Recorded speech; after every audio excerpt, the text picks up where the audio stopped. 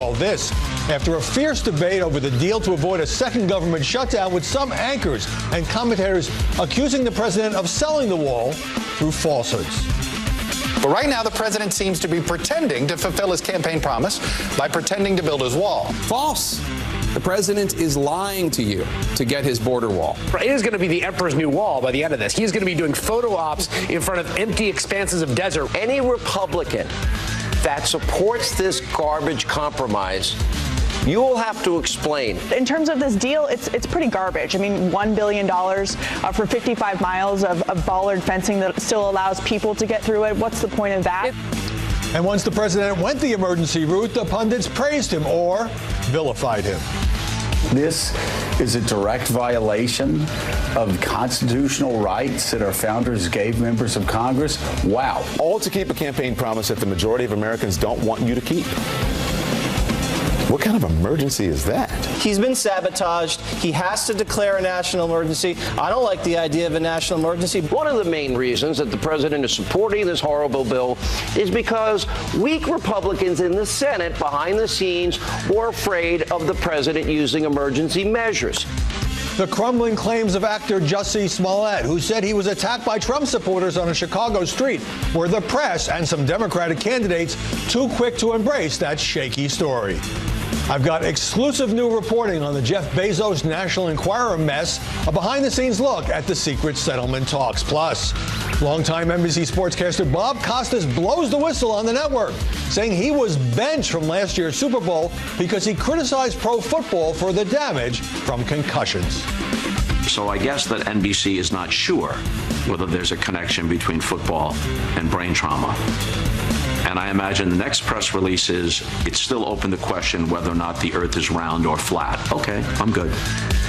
And NBC isn't even denying this stunning charge. I'm Howard Kurtz, and this is Media Buzz.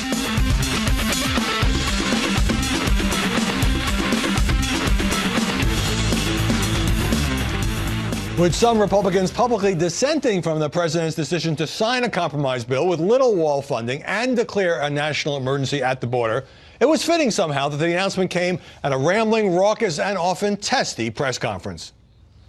We will have a national emergency, and we will then be sued, and they will sue us in the Ninth Circuit, even though it shouldn't be there. And we will possibly get a bad ruling, and then we'll get another bad ruling, and then we'll end up in the Supreme Court, and hopefully we'll get a fair shake, and we'll win in the Supreme Court. Joining us now to analyze the coverage, Ben Domenech, the founder and publisher of The Federalist. Beverly Hallberg, president of District Media and a former television producer. And Philippe Reines, former State Department official under Hillary Clinton. Ben, the media are covering this emergency declaration as a shocking and outrageous abuse of power that shatters constitutional norms. Fair or unfair? No, that's very unfair. I mean, the fact is that we have a number of national emergencies going on for a number of different reasons.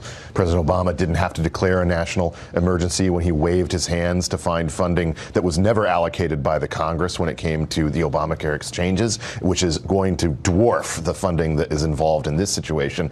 The fact is we do have a national emergency at the border, and the fact is that that's sustained by the coverage of the humanitarian crisis that's been going on there for a long time. On the very evening that President Trump gave his remarks in El Paso, we had 1,800 different family units who were coming to Border Patrol along the border, including 316 in one Border Patrol location west of El Paso, where you had an enormous group of family people to the point that the Border Patrol had to move ATVs out of a garage to find a place for them to sleep at night. It is a humanitarian crisis. That being said, these national emergency declarations are not things that should happen. The 1976 National Emergency Act should be something that Congress should address, because presidents shouldn't have the power to do this kind of thing. But under the law, what the president did is constitutional and is legal. And of course, it'll be tested in court. We'll come back to that. Beverly, the press is accurately reporting that some prominent Republicans, Chuck Grassley, Rand Paul, Susan Collins, and others, are opposed to this declaration and felt blindsided.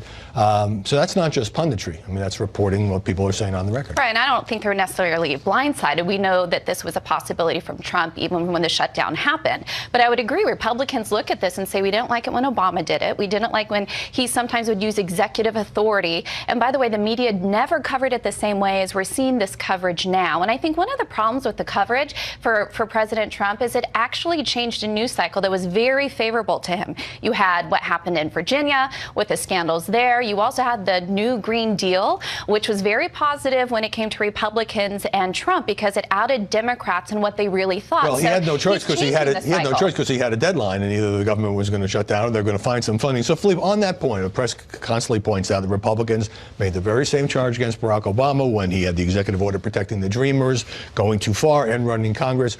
Doesn't that limit the ability of liberals now to criticize this president? No, not at all.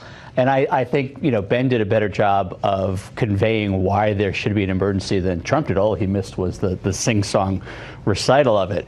The problem here has been what it has been for 2 years now, is that immigration is this third rail in Republican politics. And Trump keeps touching it. And a number of the pundits you showed, whether it was Sean Hannity or you didn't show Ann Coulter, they're the ones being most vicious about him.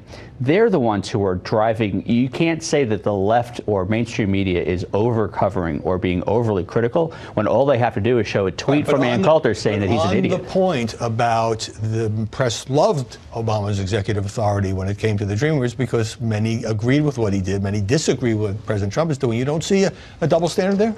I don't. I have to admit, I don't remember when Obama did it. There's a huge double standard to be perfectly honest.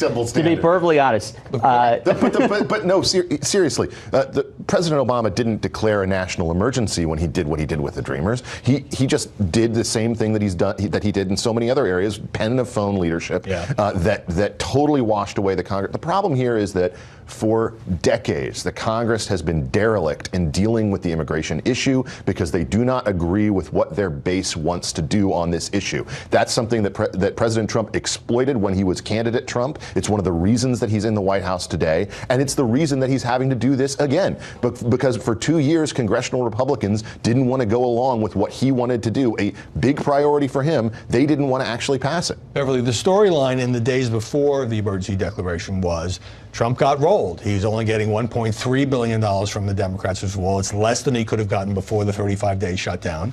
And yet he was sort of saying, well, acting like it's a victory. And this is not just on the left. Laura Ingraham on Fox called the measure that the president ultimately signed a total scam.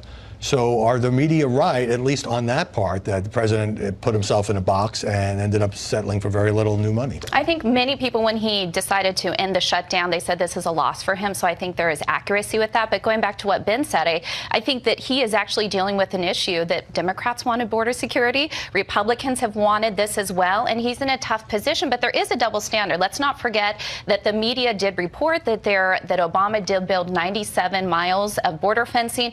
And also in 2014, he came out and actually asked for funding for the humanitarian crisis at the border. Yet his word of crisis is never critiqued by the mainstream media. So when it's Obama wanting to do this, everything seems fine. It seems above board, but not when this president does. But inherent in that and saying this isn't fair because Obama got away with something bad, you're acknowledging that what Trump is doing is bad. No, I'm acknowledging the word crisis isn't even question when it comes to the Obama. Only crisis created here is by Donald Trump himself. No, that's ridiculous. You're both professionals.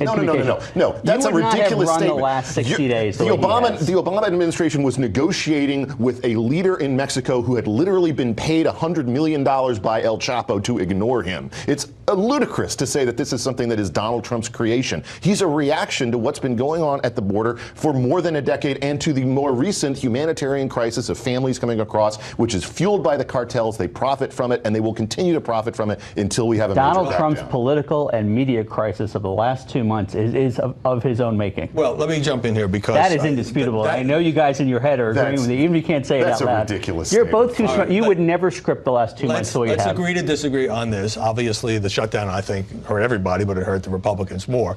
But since we now have anchors and commentators just coming out and calling the president a liar, let me play a little sound, or a couple of different instances in the last few days where the president has talked about what's happening now with the wall. The wall's being built. It'll continue. It's going at a rapid pace. I've built a lot of wall. I have a lot of money, and I built a lot of wall. So what journalists say is, so if he's building the wall now, as opposed to just putting up fencing, replacement fencing, then why did we have the shutdown in the first place? There was no reason to have the shutdown in the first place if this is where we're going to end up. No, but address the question of journalists saying the president is not telling the truth. Well, I think as a general rule, he often does not tell the truth. But to say that we have an emergency when we don't, and again, if you want to say that previous presidents have declared it when they shouldn't, doesn't mean you're not lying when you declare a wall. When you have said Mexico will pay for the wall, I mean, let's be clear, Donald Trump's campaign promise was not to build a wall. It was that Mexico would pay for it. All right, we've established that. That's not happening. But the issue here is not who pays for a wall. Frankly, that's frankly, a wall won't solve this problem. A wall alone is not going to be the thing that actually solves this problem. And the fact is that it's totally hypocritical for these anchors to go out there and say the president is lying. When 3 weeks ago there was a headline in the Washington Post by David Nakamura saying that this was a border crisis and talking about it blatantly as being a crisis. But when journalists say the president is talking about a crisis in illegal immigration, but actually illegal immigration has declined in recent years, or they say, let me just give you a second example. El Paso was a crime-infested city before the section of the wall was built there. Don't they have a point that the president is not always backed up by the facts? Of course they have a point that the president will frequently make arguments that go beyond the realm of what should be supported by the facts. But when it comes to the border, I think that what he has actually understood is that this is an issue that the national Republican and Democratic leadership does not want to grapple with because it's inconvenient and because there's a lot of things that cut against their priorities. When the president was taking questions from White House reporters at that news conference on Friday, Beverly, he did not look happy. It took him a long time to get to the declaration. It was a testy news conference. Obviously, some reporters were testy as well. I just got the impression that he was trying to make the best of a bad situation. Yeah, it's always the accosted Trump show when you have those press conferences. He asked a lot of testy questions. I think a lot of reporters do. But I will say I don't think the president did a good job in that ceremony. He even said, of course, the line that everybody's using, which is, I didn't have to do this, which obviously is not the narrative you want. But here is what he said he wanted to get the wall built faster, and that's why he's doing this. But here's what reporters are doing when it comes to those facts, even those questions that are thrown out. They're cherry picking the data that they want. So they'll use certain aspects that are true, but it's not giving the full picture. You talk about one of the reasons why there is such an issue. It is the humanitarian crisis of women and children coming over. You have in El Paso not enough beds for the amount of people. So there is a crisis. Just reporters don't want to focus on all the facts at the border. All right. But it is legitimate for a White House reporter to ask the President of the United States, where are you getting this data? Absolutely. It is not legitimate for him to look back and snivel and sneer because he can't provide the facts. With the question? I hope, first of all, I saw no sniveling at that point. It was sneering. All right. It was sneering. Depends on your definition of sneering. Let me get a break here. By the way, I mean, this is heading to court, as the president himself acknowledged. Ahead are the media touting Andrew McCabe's new criticism of the president, despite the fact that the FBI fired him for lying. But when we come back, should the press and the 2020 Democrats have been more cautious about the now crumbling claims of actor Jussie Smollett that he was attacked on the street by Trump supporters?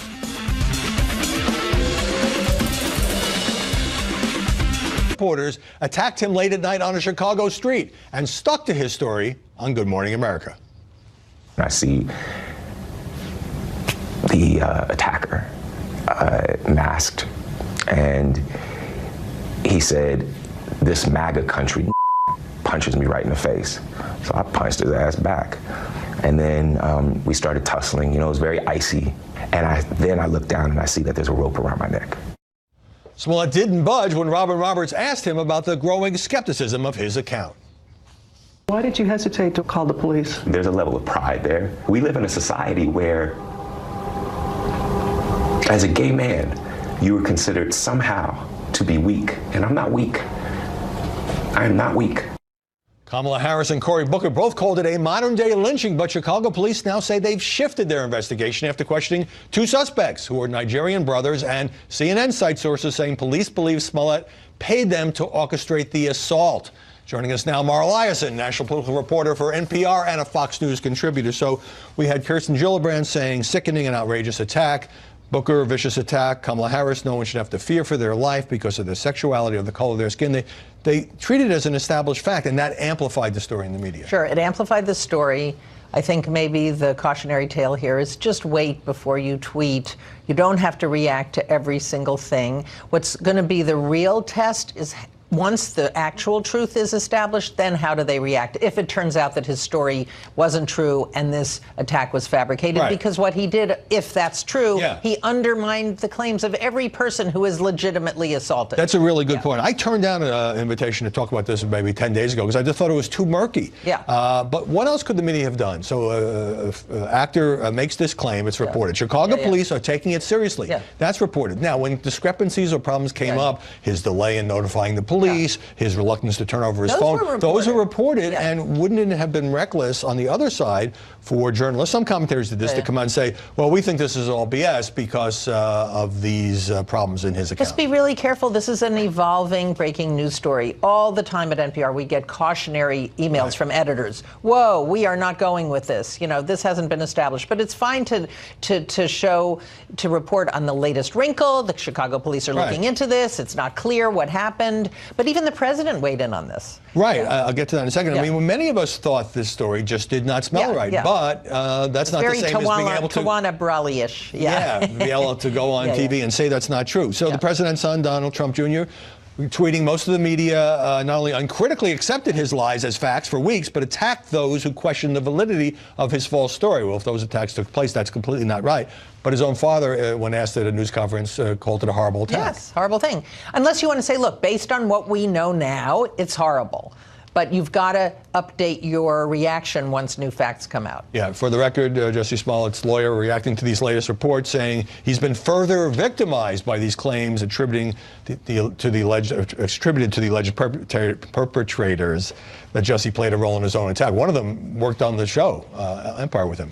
All right, let's also talk about the way the media are branding some of these early 2020 candidates. For example, Kirsten Gillibrand, the New York Times says she's a woman running for women. Yeah, look, I am not here to suck up to the host of the show, but I just want to say your lead on your story was so funny. Kirsten Gillibrand, in case you were wondering, is running for president as a woman.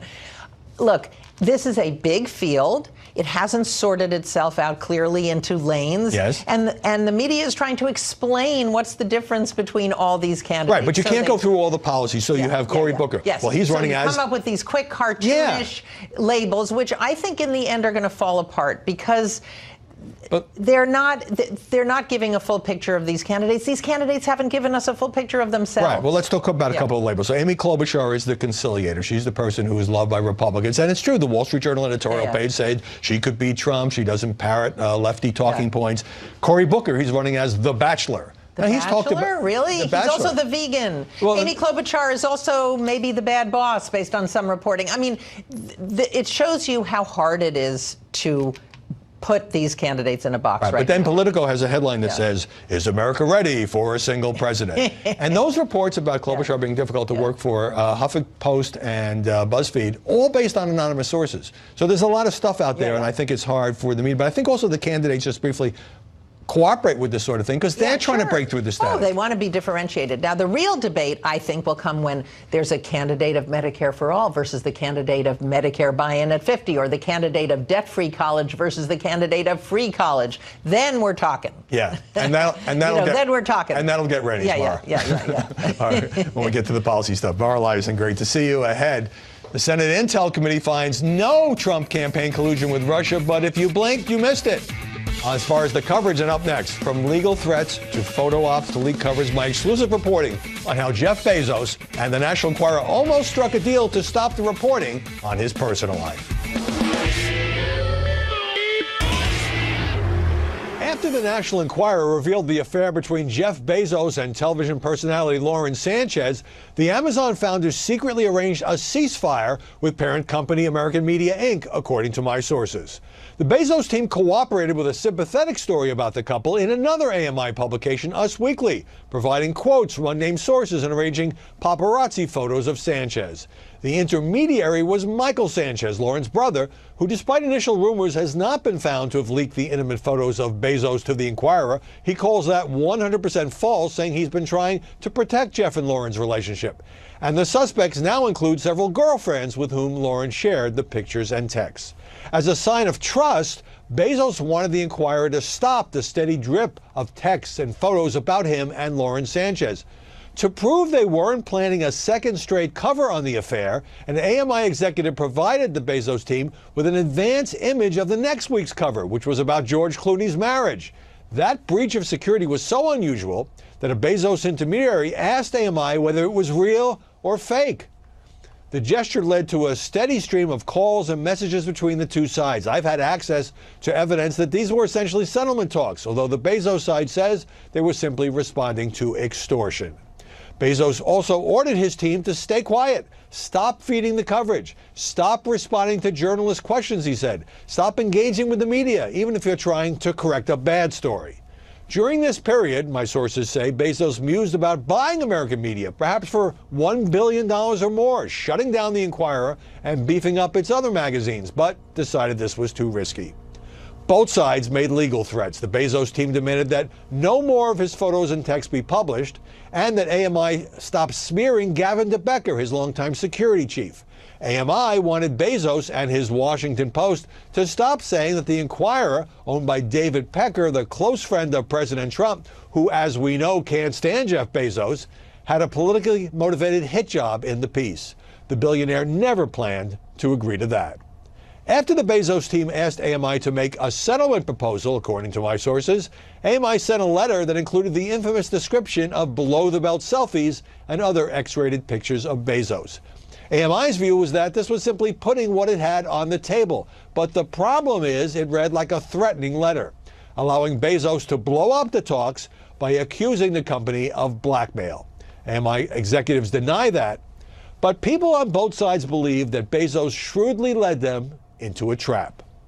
American media would like the story to fade, but there's one complication. Federal prosecutors are now looking into the matter. You can read my full report right now at foxnews.com. And next on Media Buzz, Andrew McCabe gets a 60 Minutes platform to talk about Donald Trump and the 25th Amendment. How skeptical is the coverage? And later, what the president had to say about Rush Limbaugh, Sean Hannity, and Ann Coulter.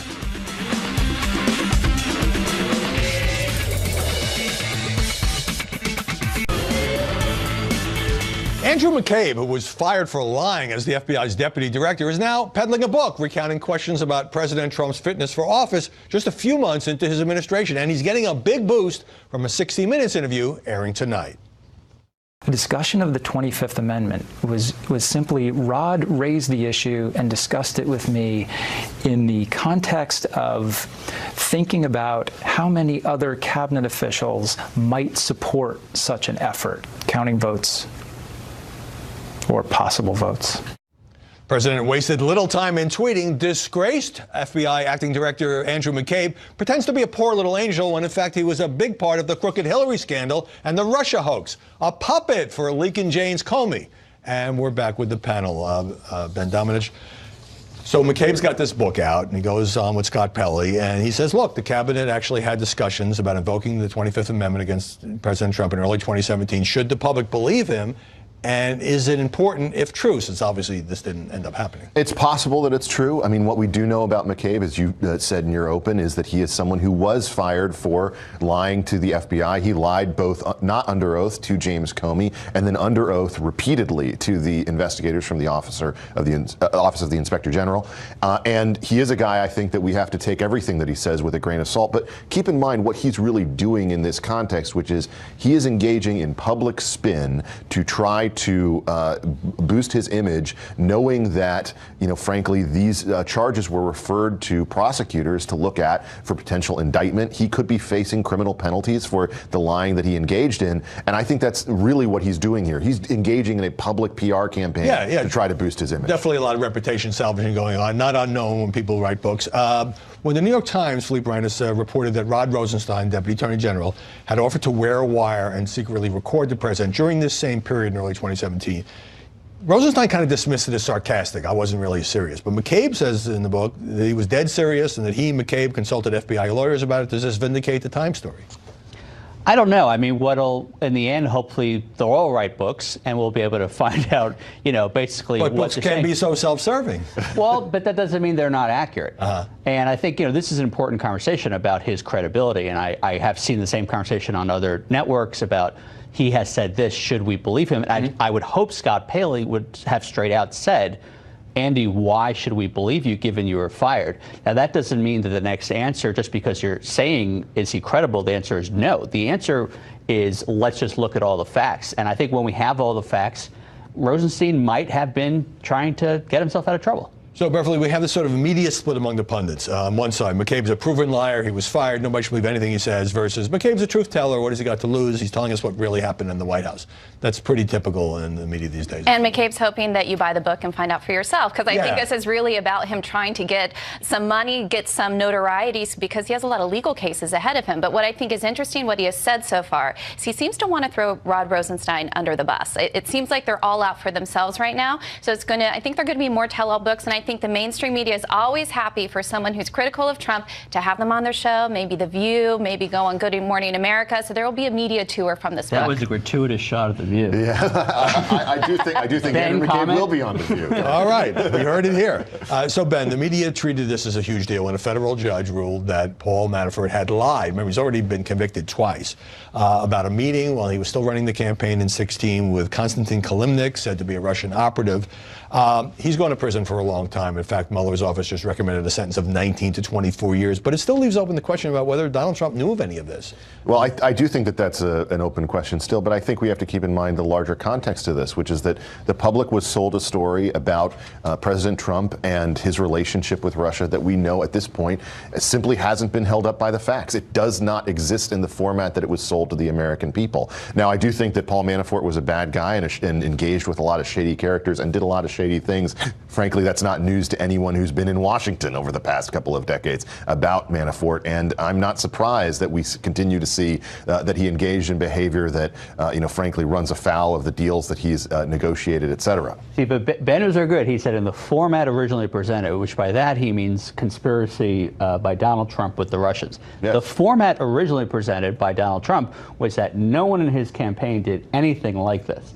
So talk about credibility. It is hard when you make comments about no one around me, no one who worked for me, no one, I barely knew the guy, and then suddenly 2 years later... Well, Philippe, this is shifting the goalposts to the middle of the ocean. I mean, come on, this is ridiculous. The fact is that we know after millions of dollars and years of investigation, we have no evidence whatsoever that the president engaged in anything approaching even the base level of collusion. Right. Well, I'm happy you both acknowledge it's an open question. You two take it outside, because I have a question for Beverly. And I'll play a little sound having to do with both the chairman and the ranking member of the Senate Intel Committee saying they have not turned up any collusion. First, let's play MSNBC reporter Ken Delaney and his report. After 2 years and interviewing more than 200 witnesses, the Senate Intelligence Committee has not uncovered any direct evidence of a conspiracy between the Trump campaign and Russia.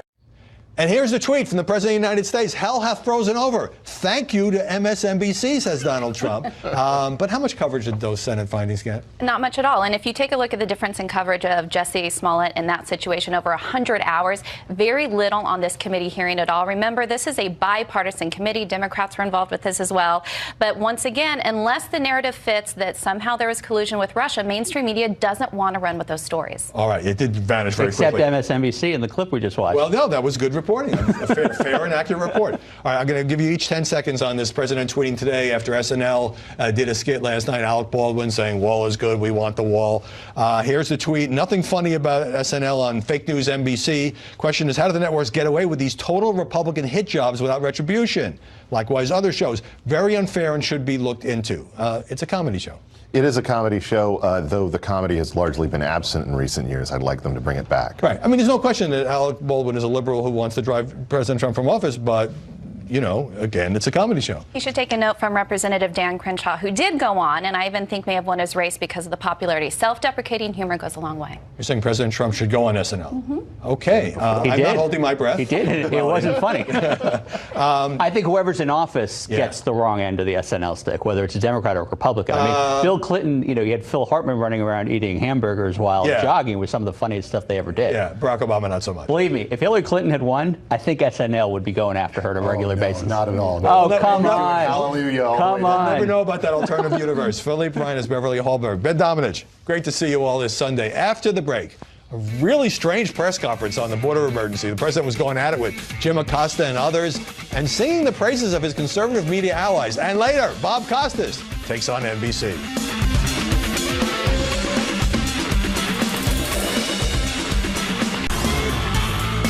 When President Trump took to the Rose Garden Friday, it took him more than 10 minutes at least to get to his announcement of a border emergency. And then came the inevitable clash with reporters, including CNN's Jim Acosta.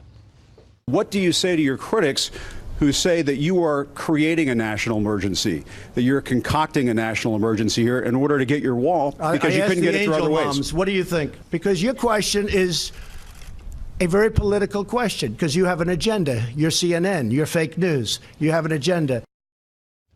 Joining us now here in Washington, Emily Jashinsky, culture editor at The Federalist, and in Florida, Kathy Aru, a contributor to Romper.com and a former Washington Post magazine editor.